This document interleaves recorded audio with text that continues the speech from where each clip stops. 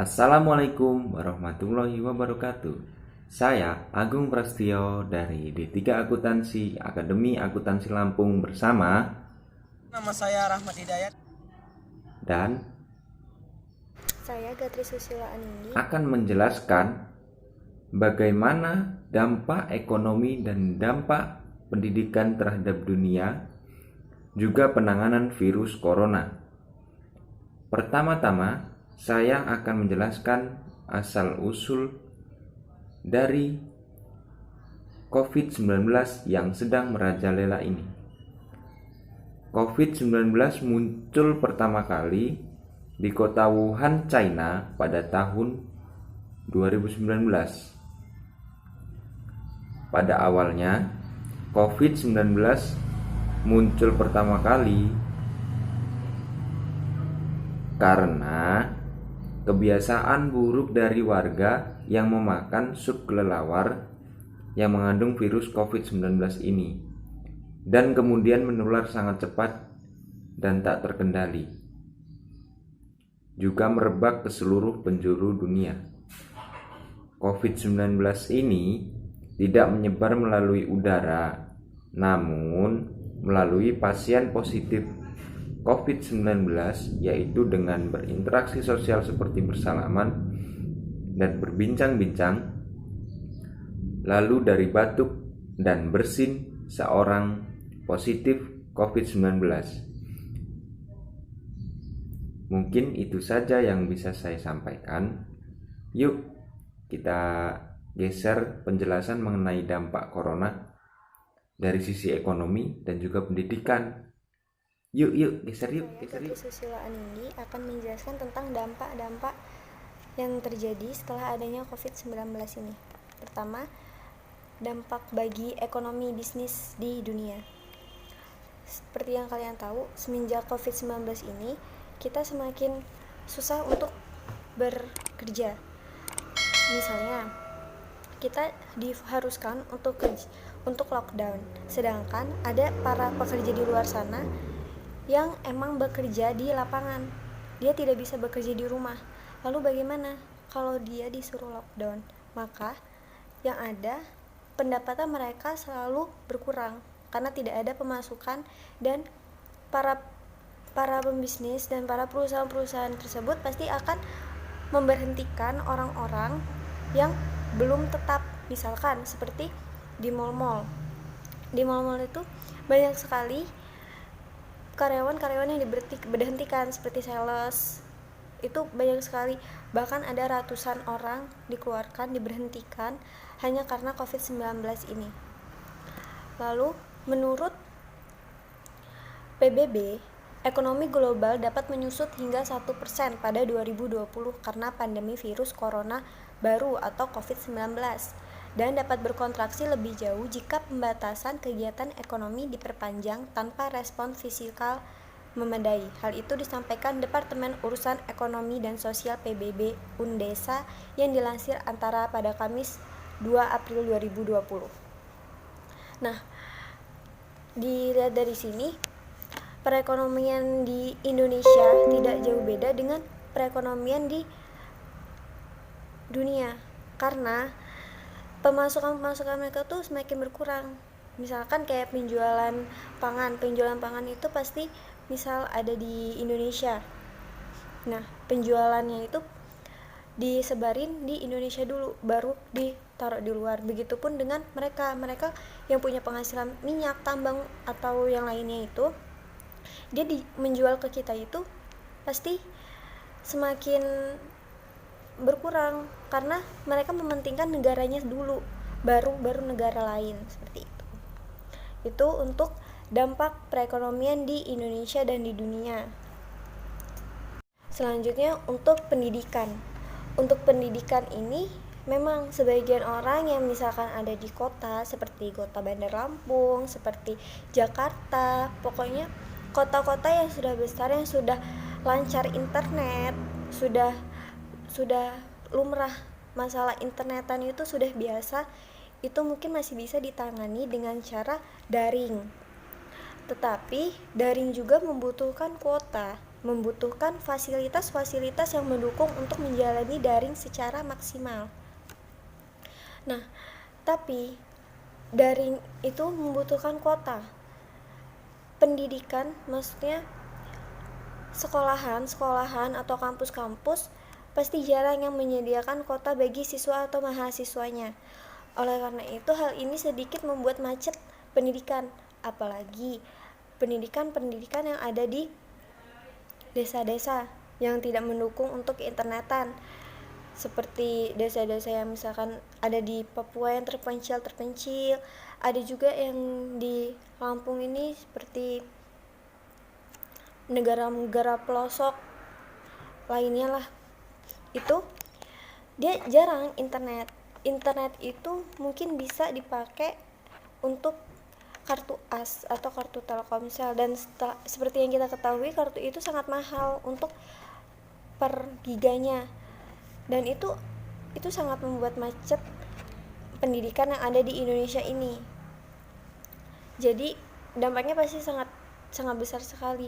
Belum lagi USBN, UNBN itu ada yang berhenti, tidak ada tahun ini. Dan itu menurut saya pribadi itu seperti, masa sekolah nggak ada unnya gitu, cuman sekolah masuk tiba-tiba lulus, padahal kelulusan itu ditentukan oleh nilai sebelum-sebelumnya untuk ya evaluasi anak ini nih selama sekolah nyambung gak sih gitu kan. Tapi gara-gara gak ada itu kayak gimana gitu, jadi pasti 100% lulus. Itu kayak sedikit susah sih menurut saya pribadi.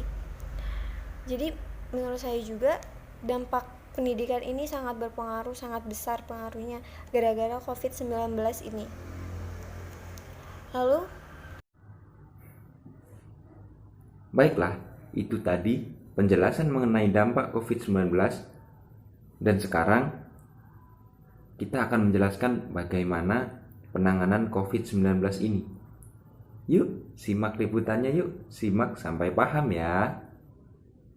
Oke, langkah pencegahan virus COVID-19 ini ada 2 tempat, yaitu yang pertama di rumah, yang kedua yaitu di kantor, tempat Anda bekerja yang belum melakukan WFH atau work from home.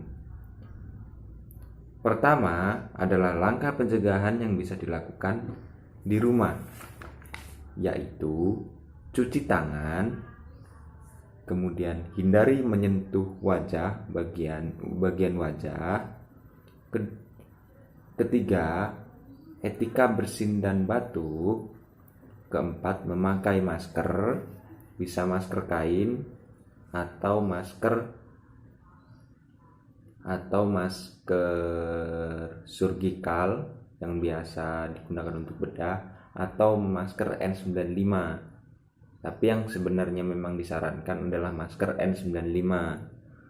Kemudian hindari interaksi langsung kepada siapapun, karena kita nggak tahu siapa yang positif, siapa yang belum, itu kita nggak tahu, karena virus corona ini penyakitnya tidak terlihat.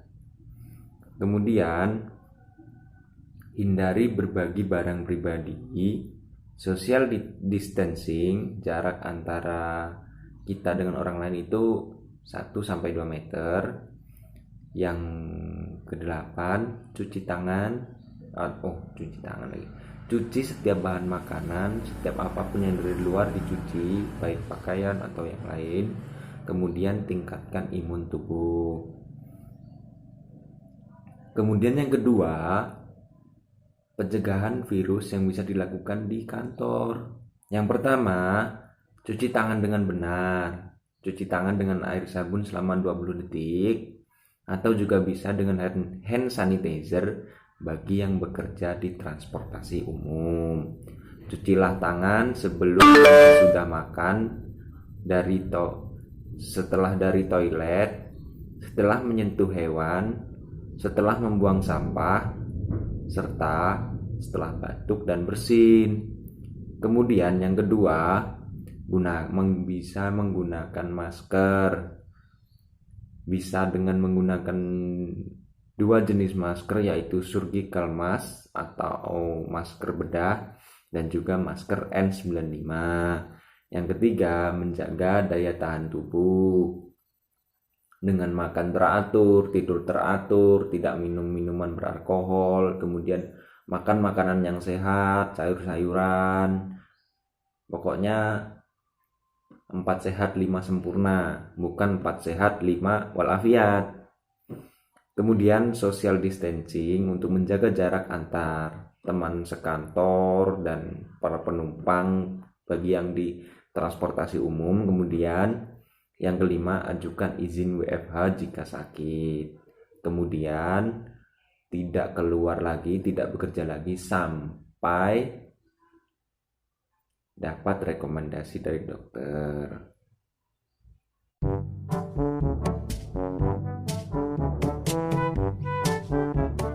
Perkenalkan, nama saya Rahmat Hidayat dari Akademi Akuntansi Lampung.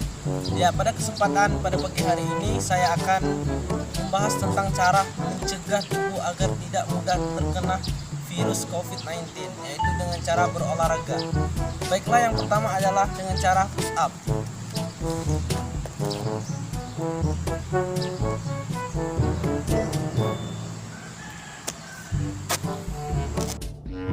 Kedua adalah dengan cara lari-lari kecil.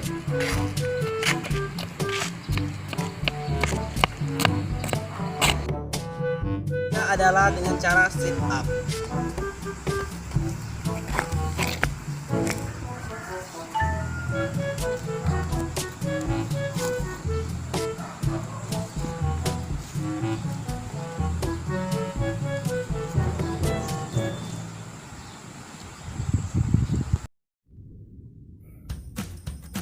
Baiklah, itulah dampak dan pencegahan virus COVID-19 yang sangat membahayakan.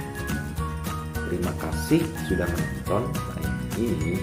Jangan lupa like, comment, and subscribe channel ini.